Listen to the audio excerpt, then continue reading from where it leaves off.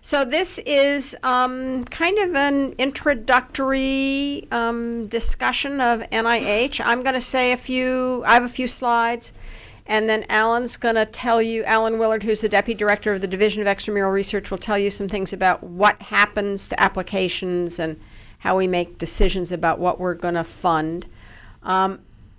I would be happiest if people have questions, if they actually raise their hand and interrupt, because I just think everybody will get more out of it. So this is the NIH mission statement, and I think it's a really interesting mission statement. Has two pieces. It's to seek fundamental knowledge about the nature and behavior of living systems, really basic fundamental research. And if we don't do that research, nobody's going to do it. Drug companies, pharmaceuticals, biotechs aren't going to do this kind of fundamental. They're not going to, for example, identify genes that cause diseases. They're not going to understand the basic cell biology of neurons. They're not going to understand how the brain processes pain. They're not going to do MRI studies on that. So we're kind of the only game in town for that really basic science. And I'll give you one example. So when I trained a long time ago in neuroscience, everybody believed that once you were 3 years old, you had all the neurons you were ever going to have, and from then on it was just a downward slide, and you'd be losing them, and the rate might change, but you'd be losing them. And Fernando Nottebohm, who was studying bird song, canaries, in New York City, became obsessed with the question of how does a male canary every spring learn a new song? It's an interesting question. How do they learn new songs? And he, not knowing any better, not knowing that brains don't make new neurons, decided that it must be because every time you learned a new song, it was because you had new nerve cells that were dedicated to that new song. So he actually did a set of studies using a marker that allows you to identify newly generated nerve cells, and discovered that, in fact, adult birds, males, made new nerve cells. And everybody said, that's canaries. And then they looked in rats, and rats generate new nerve cells, and primates, monkeys, generate new nerve cells.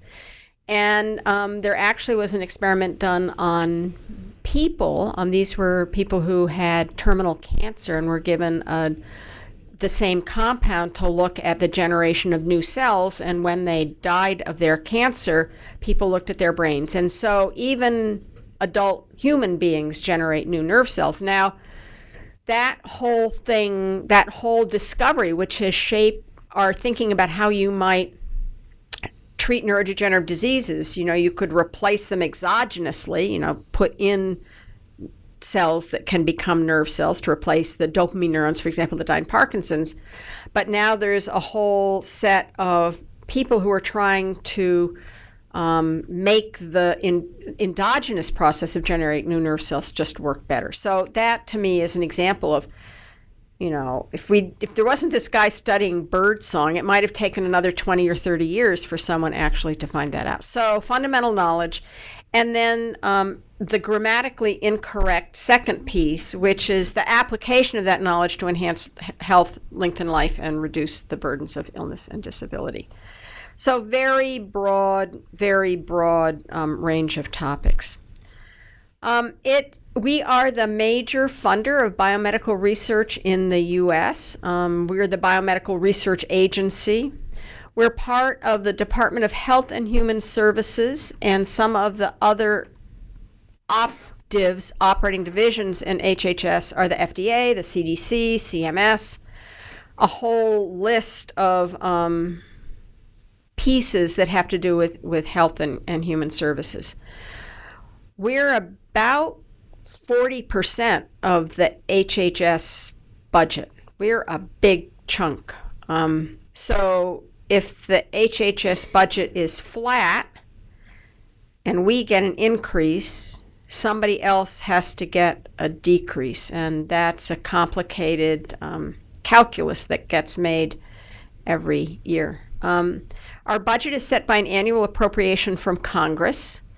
And not only is the NIH budget set, but also the budget for each of the different institutes and centers is set. There are 27 institutes and centers, each of which has its own budget and its own mission. So the director of NIH can't say, I really like the director of NHLBI and I like what they're doing, so I'm going to take NINDS money that would have gone to NINDS and give it to NHLBI.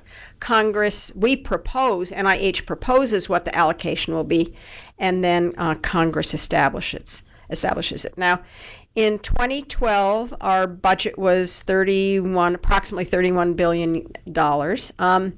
And the interesting thing is, if you put together all the money that's spent on brain research across all the different institutes, comes out to $5 billion. It's a lot of money. And that's because there are 7 institutes which fund brain research. The Aging Institute funds Alzheimer's research. The Mental Health Institute funds research related to psychiatric diseases, drug abuse, to help people to understand the biological mechanisms of drug abuse, alcoholism and alcohol abuse. So altogether, it's $5 billion. And that is the only single institute that has more money than that is the Cancer Institute. So it's a lot of money distributed across a lot of different disorders. Now, 27 institutes and centers, each of which has its own mission. I've mentioned a few. There are,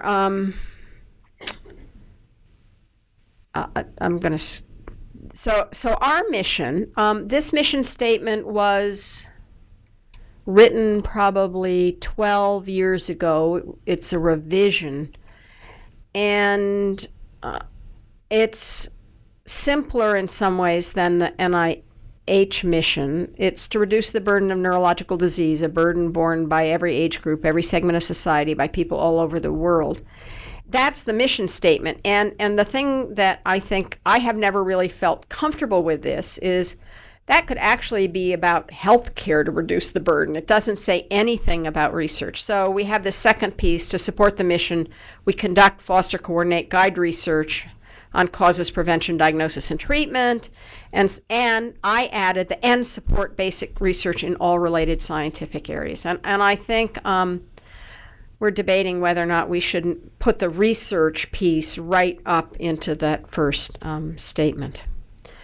So Bob Finkelstein already told you a little bit about this. Our portfolio has common diseases that affect the nervous system: stroke, fourth leading cause of death and disability in this country, epilepsy, Parkinson's disease, multiple sclerosis, some very common diseases with significant burdens. And then we have many rare diseases: ALS, amyotrophic lateral sclerosis, Lou Gehrig's disease. You get diagnosed with Lou Gehrig's disease, and unless you're Hawkins, you're dead within 4 or 5 years. Spinal muscular atrophy, a genetic disease that is the leading genetic cause of death in babies.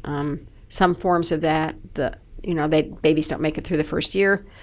And then a host of lysosomal storage diseases, where there may be only 100 patients or 500 patients. So quite a broad range. And I would say that one of the things that we struggle with in NINDS all the time is how do we balance the burden in common diseases with the burden of rare diseases, and also how do we balance this with scientific opportunity?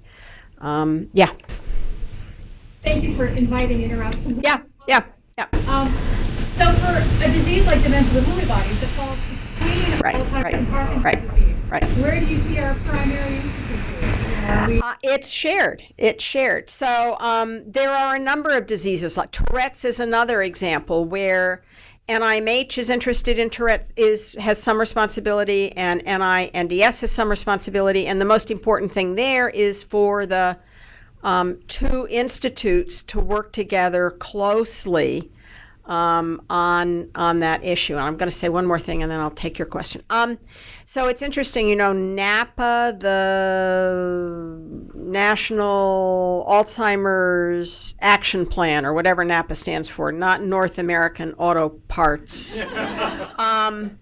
So NAPA has focused on Alzheimer's disease, which NIA is the lead for, but they've recognized that there are related dementias which aren't Alzheimer's. There was a big conference last May on Alzheimer's disease, which NIA was the lead for, and NIA and NINDS have agreed that the conference next year, this coming May, which is on related dementias, NINDS will be the lead for. And it will include vascular dementias, dementia with Lewy body, Parkinson's dementia, a whole host of the related dementias. So you can either argue it's really good to have more than one institute interested in your disease, or you can argue that if there's more than one institute, it's not so good. The main thing is to know the program directors who have expertise, and it's in their portfolio in both institutes, and to make sure we work together, which I think we're doing pretty well. Yeah. So I'd like to follow up on that same question. My name's Robert McBurney from the Cure Project for Multiple Sclerosis. When I was here at the NIH 36 years ago. When you were 14. When I was 12. I was going to say 12. Sorry. And I would just say three short phrases. NINDB. Yeah. NINDS. NINCDS. Right. NINDS. Right. Right. And that stands for the National Institute for Neurological Disorders and Blindness. Right. And then the ophthalmologists argued that we were ignoring all the eye diseases, visual system diseases, and they lobbied and they got their own institute, the National Eye Institute. And then we still had communication, and the otolaryngologists and speech people again felt that we weren't doing justice to communication disorders, and they lobbied and they got their own institute, NIDCD, deafness and communication disorders, and recognizing the proliferation of institutes in the NIH Reform Act. It was made very clear that there could not continue to be the proliferation of institutes, that it is locked, institutes and centers locked at 27, and so for a new institute to be created, an old institute has to go away, and to create NCATS, Center for Advancing Translational Sciences, they got rid of NCRR, the National Center for Research Resources, and the biggest piece of the NCATS budget came from that. Now, they're going to merge all the two institutes which have primary responsibilities for substance use, abuse, and addiction. That's the Drug Abuse Institute and the Alcoholism and Alcohol Abuse Institute, into one, which I think makes a huge amount of sense scientifically, but if you do the arithmetic, you'll realize that brings it down to 26, and so there will be a slot open, and I'm sure there will be lobbying to fill that slot. So multiple sclerosis is a neurodegenerative disease. It's also an immunological disease. Maybe to really find out something about what's multiple sclerosis or transverse myelitis or acute disseminated encephalomyelitis or neuromyelitis optica, which are all diseases that have similar. Maybe I should put all of those together, put them together with rheumatoid arthritis, put them together with Alzheimer's disease, Parkinson's, and I do an experiment which which actually is a differential discovery of things about my disease of interest, which may be much more revealing. Of course, it's a much more complicated experiment, because not only does it require that I think of doing that experiment, but that if I want, let's say, plasma samples from Alzheimer's patients, rheumatoid arthritis, multiple sclerosis, etc., I have to have those samples collected along with data under similar conditions, because otherwise, whatever biochemical investigations I may discover what's the difference in the sample collection. Right.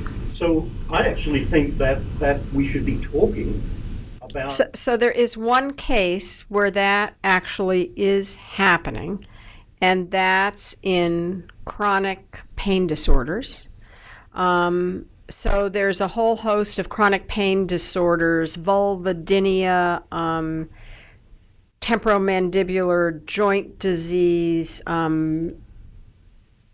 chronic inflammatory bowel disease, a whole series of chronic pain disorders. And those groups, the voluntary groups, patient groups, have gotten together, have pushed the notion that there are almost certainly underlying basic principles underlying those disorders, even though the end organ is different, that there's probably changes in the central nervous system which involve sensitization, and we are funding several large projects where there are those kinds of comparisons being done. So as you'll hear from Alan, we invite investigator-initiated proposals, and there's nothing that precludes the possibility of lupus, MS, a variety of autoimmune disorders to come in and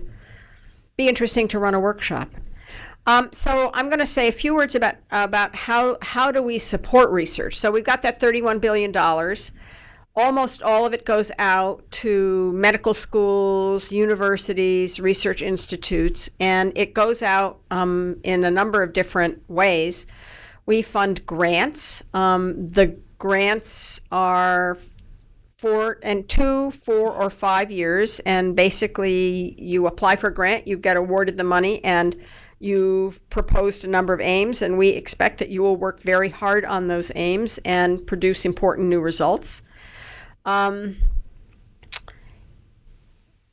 We don't supervise those grants. Once a year you have to make a progress report, and we read them and check to make sure you're actually working on the project, but we are not actively involved in the oversight.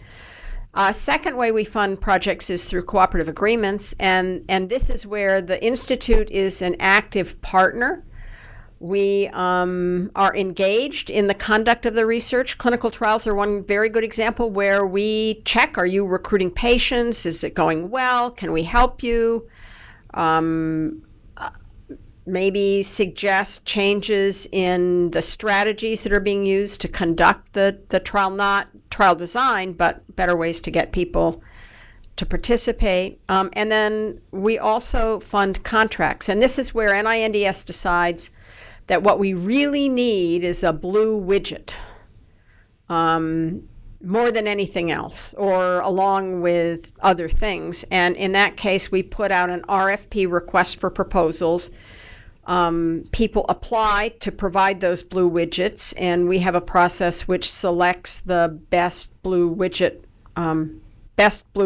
for the best price, and we give money to the person who's going to provide them, and there are benchmarks that they have to meet.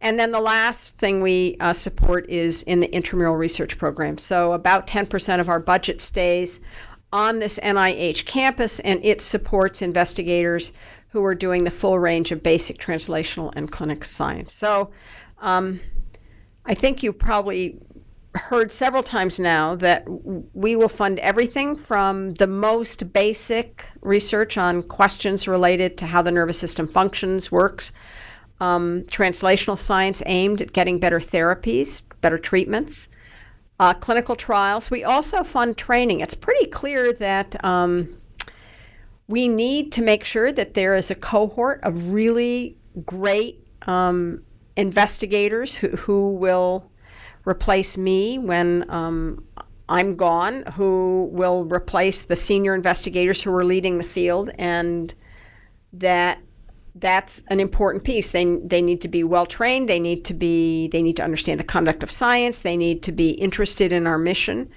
And we fund graduate students and medical students, and also physicians who have recently finished their training and who are trying to become independent investigators or to participate in patient-based research. And we also support meetings, which is another way of enabling the research to go forward. So those were the remarks that I was going to make. I'll take any other questions that you might have, and then I'm going to turn it over to Alan, who will tell you a bit more about the processes we use to decide which specific projects. Yeah? We're wondering, is NINDS funding any R13 grants? Yes. We It's not. We're one of those groups that falls under multiple. Right. So NINDS believes that even though our budget is tight, that one of the ways we can really make a difference is to support meetings. And those meetings come in two flavors: meetings that we organize, that where we pick the topic and invite the people and have a goal in mind.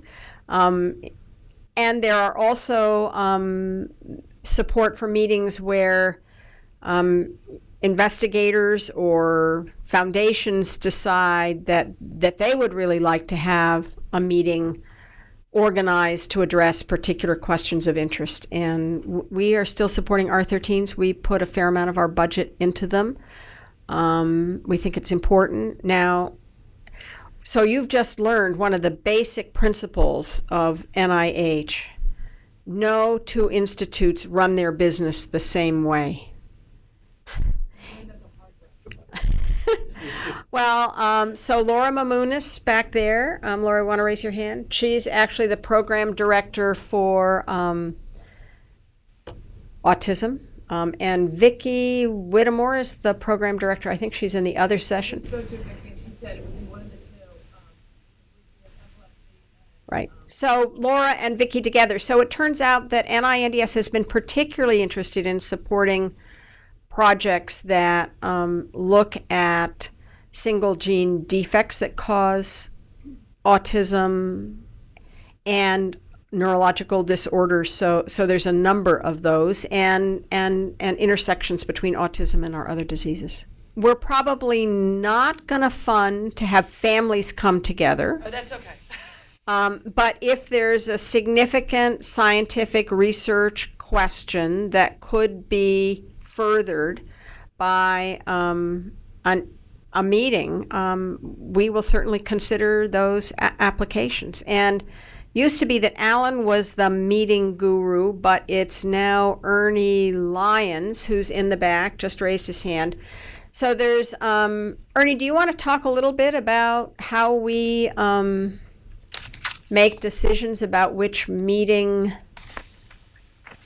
applications we accept? Because so you can send me an email or call me, and then usually I'll ask for a brief description of your meeting and what it is you want to do, and then I'll forward it to the appropriate program staff, and they'll evaluate that, and we have like maybe internal discussions to see if we want to accept that application.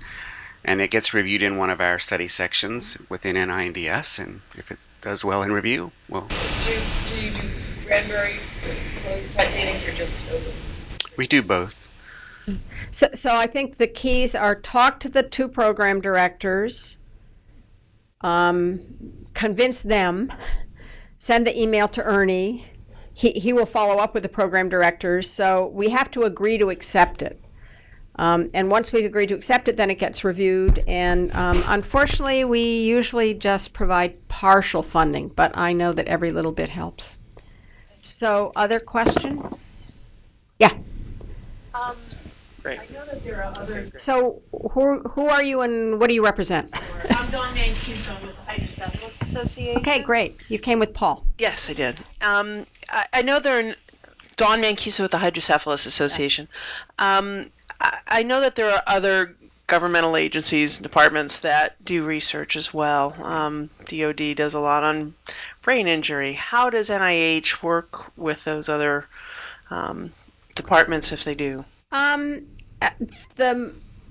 The way that works the best is if the NIH program director, in this case for traumatic brain injury, it would be Mona Hicks, gets included in the planning efforts and review efforts of the Department of Defense. And I know that in some cases that works extraordinarily well, but in other cases it doesn't always work as well. We've found it pretty easy to be engaged in the congressionally mandated programs, but we're now looking at a portfolio of all the federal funding for pain, and it turns out that the Department of Defense is doing a whole lot of things that we didn't have a clue about.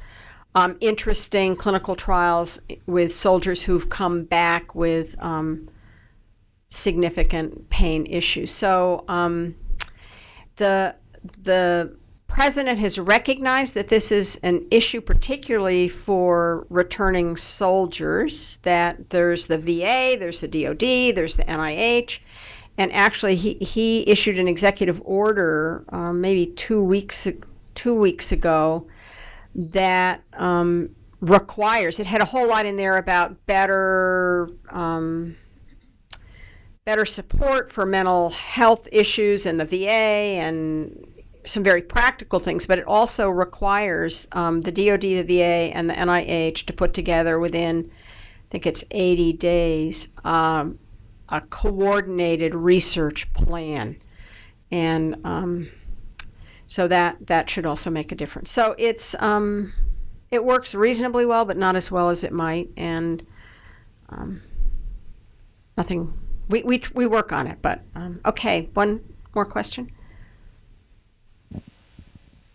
And each of those are different pots of money. So decisions from the DoD those congressionally mandated programs, they've run programs on breast cancer. Now, why that's a major issue for the Department of Defense isn't clear to me, but somebody knew somebody who made the argument that this was a way of getting a set aside. I'm not saying that's good or bad, but there's some stuff that goes on there. Yeah.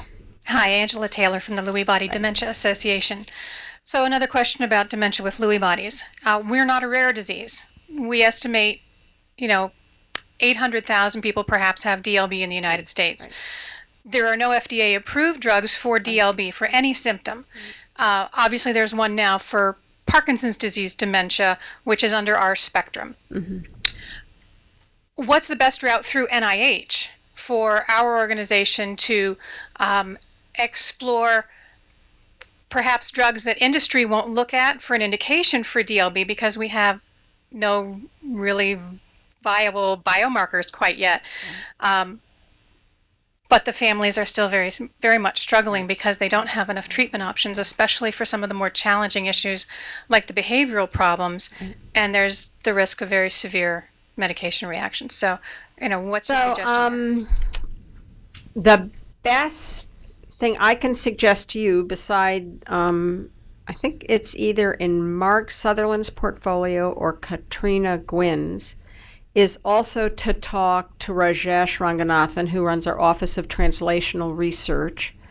And an important question is going to be whether or not there's enough basic science knowledge of targets in order for investigators to take advantage of what we're hoping will be a much larger program for repurposing and rescuing. So Rajesh could actually tell you about the 58 compounds and whether or not any of them, most of them turn out to be modulators of neurotransmitter receptors and release and stuff like that. I don't know that there's any that would be alpha-synuclein related, but same kinds of things that are responsible for alpha-synuclein accumulation Parkinson's would probably be of interest. But Rajesh and your program directors would be the best place to start. All right, this is going to be NIH 101 as opposed to NINDS 101. And one of the first points to make about when people talk about the NIH is that the I word is plural. There are, in fact, 27 different institutes and centers, 24 of which can award grants. And as Story has already alluded to, they have different missions and therefore different funding priorities. And as we learned in the discussion of R13s, not every institute supports every type of grant. And so it's important for people to understand that and to contact institutes to find out what they do support. And each institute has different procedures for making funding decisions. I'm going to try to give you a fairly high-level view of how generically it goes, and then if there's time or interest, we could talk a bit about what specifically we do at NINDS. Any of you who ever had a psychology course may have heard about something called the Wisconsin card sorting task. So it's a test of frontal lobe function, and you give people a bunch of cards, and it might have 3 red triangles, and another one might have 2 blue balls, and another one might have the letter E, and they're asked to sort them. No instructions, and so you could sort by color or by objects or by number of items on it, and there's no correct answer.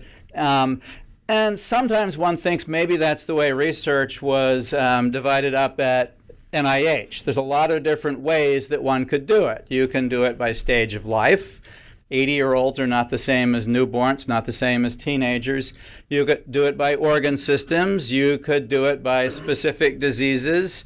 You could do it by technical approaches. And lo and behold, all of the above have been used over the last 60 years in terms of coming up with NIH institutes.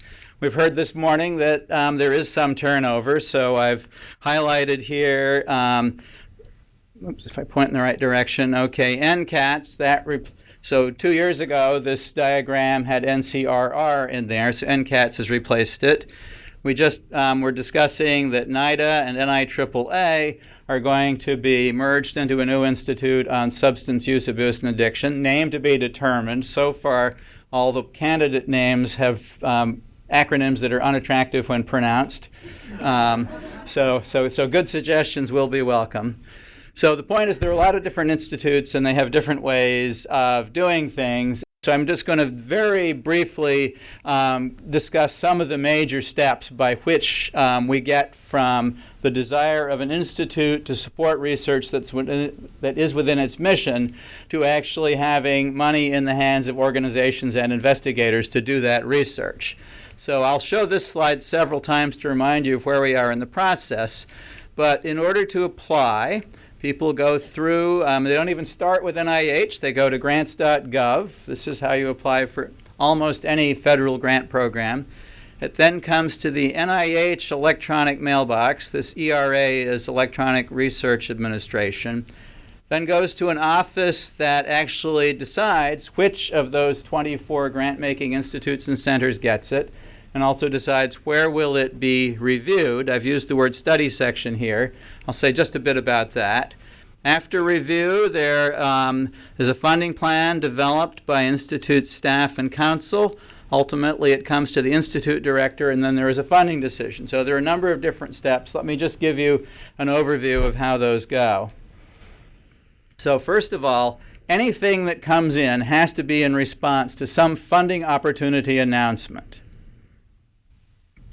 Some of them solicit research in very specific areas. I'll show you an example of that in a moment. So an institute undergoes some form of planning and decides there's a particular area of research that is dramatically underserved. We clearly do not have enough research on dementia with Lewy bodies. We think there's a spectacular opportunity right now, and so we put out a specific funding opportunity announcement saying we would like to receive applications on that particular topic. So we do some of that. Usually the process for that takes a couple years. So our program staff are constantly talking to people. We have workshops, we attend scientific meetings, and we learn about a variety of opportunities. And again, this varies a lot from one institute to another, but typically at NINDS we have an annual planning meeting where we get together and program staff present a set of ideas of things that they think could be high priority for a rather specific funding opportunity announcement sometime in the next year or two if we have the funds available. So there's a meeting, there's then some prioritization process heavily involving the Institute director. And we come up with a set of specific funding opportunity announcements that we may do, assuming Congress passes a budget and we have money to do anything. And so we would put out specific funding opportunity announcements. Typically, those do not occupy a huge fraction of our budget. Most of the research we get, research applications we get, come in response to something called parent funding opportunity announcements. These are for ideas that investigators have, and they can be on any topic that's within the mission of an NIH institute. So by and large, we are not trying to determine in advance what research people will do. Everyone thinks that the best ideas come from people who are in the field, coming in, submitting applications, and competing, and we will pick the ones that come out at the top of the competition. But the point is, people do have to apply, so we have some specific ones to take advantage of particular opportunities when we think there are areas that where we're not getting enough applications in response to the basic open door parent funding opportunity announcements. Okay, so how would people find out about them? Well, they're published in the NIH Guide. The official name is the NIH Guide for Grants and Contracts. It's published weekly. It lists all NIH funding opportunities. One can get it by going to grants.nih.gov, or if you Google NIH Guide, it will take one there. And because, as you know, we rarely have a budget in place at the beginning of the fiscal year. Often we don't know for sure what we've got until sometime well into the fiscal year. We have to spend the money within that fiscal year. So if we're going to put out a solicitation, get grants, get them reviewed, make an intelligent decisions about which ones to fund, and then deal with all of the various complexities of actually making an award, that doesn't mean we can leave a lot of time available for people to write applications. So that means something appears in the guide, they're probably due within about 2 months. So people need to be watching the guide. And in fact, just as with Reporter, where one could sign up for notifications, one can sign up for notifications from NIH when things come out in the guide. And indeed, at many institutions, they have grants offices that are monitoring the guide. But in general, the sooner people know about things, the better. Sometimes, and this has become more common just because of the typical several months of budget uncertainty, we have an idea, we know that if we get money, we want to do something, and in this guide, we will publish a notice of intent to issue a funding opportunity announcement. This is a way to give people a heads up that it's likely it's coming, and so they can start thinking about it, they can contact program staff, and they can start to get the whatever collaborations together that they need to do, whatever resources, whatever commitment from their institution to be able to submit a compelling application. Okay, so just to give you an example, here is the guide from the week of March 16th. I'm going to go down to the second page of it, and I picked this one because in this case, NINDS did issue 2 specific, rather specialized funding opportunity announcements where we were specifically looking for biomarkers in Parkinson's disease. So this was something, the lack of good biomarkers has held up our ability to do tests of the effects of early interventions to try to stop the course of Parkinson's disease. Based on a variety of workshops, it was concluded there might be the scientific opportunities available to do research to develop biomarkers, and so this is an example of a specific funding opportunity that was announced. Note that it was issued in March. That was pretty late. That was a year when we didn't know the budget so far in advance. And so that meant if we went in there, people only had a couple of months to get the applications in, so March, so they came in May, still had to be reviewed, decided which ones to go, and they will in fact be reviewed at our upcoming council. So about which I'll say more in a moment. So there's a lot of scramble at the end of the year to get awards made. Many parts of the government are famous for hurry up and wait, and there's a certain aspect of that here as well. Okay, so we have funding opportunity announcements. They come in, they get assigned to an institute. Now let's talk a little bit about peer review. And often when people talk about peer review, they refer to study sections.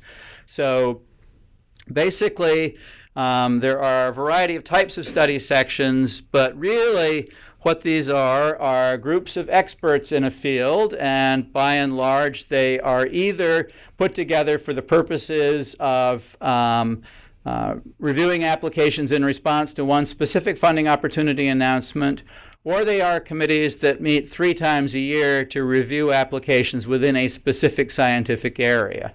And so they would have appropriate people with appropriate expertise to evaluate, first of all, what is it that's being proposed, why is it important, and can the applicants do it? So the actual application includes details about where they're asked to address what's the significance, what's the experience of the investigators, what is the approach, what's the actual technical approach. And so this is where the experts in the peer review panel will address these things, and then in the end they give it a score. And in this case, the scoring system was designed by golfers rather than bowlers. A small score is better than a big score.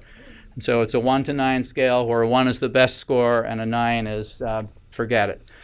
And so now we have peer review has happened, and there are across NIH in any given round about 500 study sections that meet. And so then we have to decide of all those applications that have been reviewed by the different study sections, which ones do we want to pay, and this is where institute staff come up with funding plans. And so what determines those? Well, one of the most important is scientific merit. So this is the score that comes from peer review. But also important are programmatic considerations, and obviously very important is the availability of funds. And clearly the other thing that has a big impact is how many applications did we get. So if we get 100 times as many applications as we have funds to pay, we're really in trouble. Typically, right now, we're paying on the order of 15 or 16% of applications that we receive. So it's not as bad as it was a while ago, but it's still extraordinarily competitive. Okay, you've heard several times people refer to Payline. Well, when most of the study sections rate the applications, they give it a score, and then because there's so many study sections, they don't all grade on exactly the same curve. And so in order to kind of compare a score from a relatively easy grading study section to a relatively hard-nosed study section, there's a separate calculation called a percentile, which is basically a rank order. So I told you the score goes from 1 to 9. We actually average and multiply by 10, so the scores they get really range between 10 and 90. So you got a 23. Well, what does that mean? Well, you have no way of knowing until you find out what percentage of other grants got 23 or better. And so that's a calculation that is done. It's called a percentile. So you say, okay, for any given score, what percentage of grants were better than that score? And so a 23 in some study sections might be better than all but 8% of grants. It would be the 8th percentile. In some of the easier grading ones, or perhaps the ones that get a lot of really good science and they just can't force themselves to give a bad score to a good project, maybe a quarter of the applications were that. And a score of 23 might be the 25th percentile in a study section that is either easy or blessed with an enormous amount of unbelievably good science. And so typically we set aside a significant fraction of our budget to just say we're going to pay the top X percent. And as we've said, it's been 15%. So regardless of the study section, if they got a score that was in the top 15% of grants that study section reviewed, we're going to pay it. So that's a significant part of our budget, but we also have a variety of high priority areas. There's been a big emphasis in the past several years on helping early stage investigators. They haven't been in the business as long, they don't write as sophisticated an application, and so we may look, although our Payline is 15, if we see something with a 20th percentile from an early stage investigator, we may decide, well, really they made some rookie mistakes in writing the application, but the underlying science is good. This is someone whose career we want to get going, and so that is an example of one that we would pay. We also use bridge awards. So this is for applications that didn't quite make the Payline, but they are from laboratories where we really want to keep that particular research line going, or we want to keep that investigator going, keep the lab open. And so we will give them an award that will help bridge them until they can write an application that does make the Payline, or get them another chance to write such an application. And then I've talked about the special opportunities. So this can be particular areas of science that we're especially interested in. So we pay the top 15%, but we do keep aside some money. So there are other areas that are very high priority, high scientific priority for us. We don't have much going on in our existing portfolio, and so we will pay something with a 17th or a 20th percentile because it's in an area that is particularly promising and of particularly high priority for us. I should say that back around the turn of the century, when we had a really nice budget, our Payline actually got up to as high as the 26th percentile.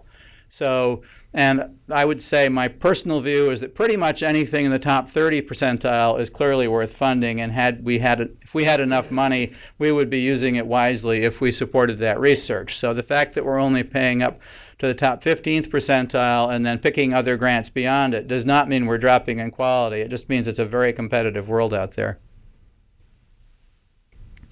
Okay, so how do we come up with the 15 percentile Payline? Well, obviously, the big one is how much money do we get, the appropriation. Commitment-based. Story mentioned that grants can be 2, 3, 4, 5 years long. Well, if we make, on average, grants that are 4 years long, then a priori 75% of our funds are already committed if we have a flat budget. So the new dollars that we have, the competing dollars, are only going to be a fraction of our appropriation. To stretch the Payline in a flat budget, we can make administrative cuts to grants. So someone asks for $100,000, maybe we'll only give them $85,000, and by doing that to enough grants, we can generate enough money to fund more.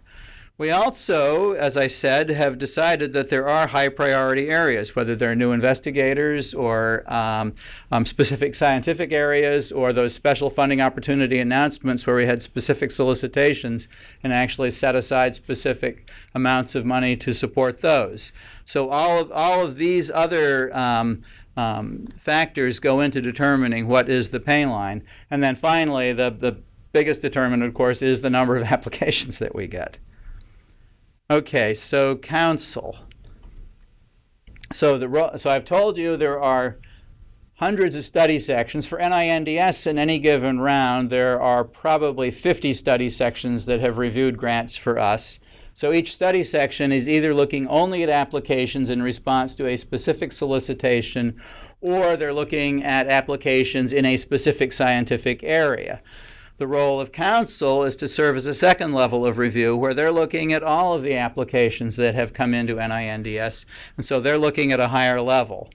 They have some other things that they do for us, so when we're thinking about doing some solicitation in the future, we do concept clearance with council, and so we have a discussion with them about what kinds of workshops did we do? Why did we come up with these specific recommendations for what will be high priorities in the coming years? And often they have suggestions for things that we should be thinking about.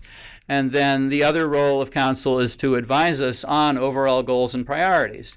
And so when we're talking about policy and priorities, that does happen in the open session of council. And so those are discussions that are open to the public to come and listen to. The actual discussion of specific grants, because of the confidentiality of the grant process, is closed. But this is something that people can attend. Okay, who is council? Well, the chairperson is usually the institute director. Depending on the institute, 12 to 18 members, typically 1/3 basic scientists, medical scientists, and 1/3 public members. And we have some council members here. Paul Gross is one. I think I saw Sharon Hesterly here. Amy Rick is coming on. Ron Bartek was a member of council. So they're balanced for a variety of things, and including expertise in public policy and both science and public health law. So quite a broad range of folks. There are also, going back to the issue of coordination with some other agencies, there are ex officio members. So there's some from the VA and the DoD, for example. Bob Finkelstein, who spoke to you earlier, is executive secretary. Council members serve 4-year terms, so we have a 25% turnover each year. And I should have said, and I don't think I did, council meets 3 times a year. And pretty much everything we do is aimed at getting things ready for council. And so especially the last council of the year. So we're meeting next week. The fiscal year ends in, about 19 days, and there's still a fair bit of money that needs to get out the door. So these are busy times for grants management. Let me just say that this is the last thing that I'll say about council. So basically their options are to concur with the proposed funding plan, to recommend modifications, or in principle they could completely disapprove our funding plan, although that has never happened. The entire funding plan. They have disapproved specific pieces. So just to close, then ultimately they make their recommendations, and then with all of that input, the institute director gets to have a final say on the funding decisions. So that was a very quick overview of how we plan, how we decide which grants to fund, and what kinds of advice we get. So now, please, questions. I'm Eric Cole from the Dandy Walker Alliance. My question is, for the membership of the council, how are those public membership positions made? Are they appointed by the IC directors, or is there an application process? So they're appointed by, I've glossed by this, they're appointed by the Secretary of HHS, and so nominations can come from the Institute, they can come from Congress, they can come from the public. So people can send us nominations and say, we recommend this person be considered for membership on council. Robert McBurney again from Accelerated Cure Project for MS. This is one of the jewels in I think the U.S. economy.